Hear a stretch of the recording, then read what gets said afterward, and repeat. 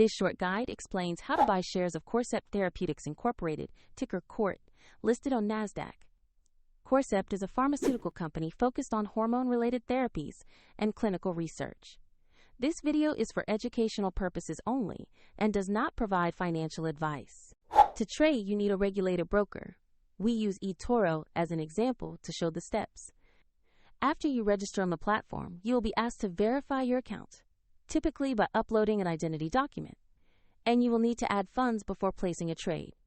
Use the platform search bar and type the ticker CORT to find the correct listing. Confirm the result shows Corcept Therapeutics Incorporated to ensure you select the right stock. On the stock page, you will see basic company information and a price chart that reflects recent trading activity. Double-check the company name and NASDAQ listing to confirm it is the correct asset.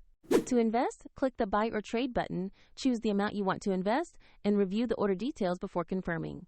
If the market is closed, your order may be queued or executed as a market order when trading resumes.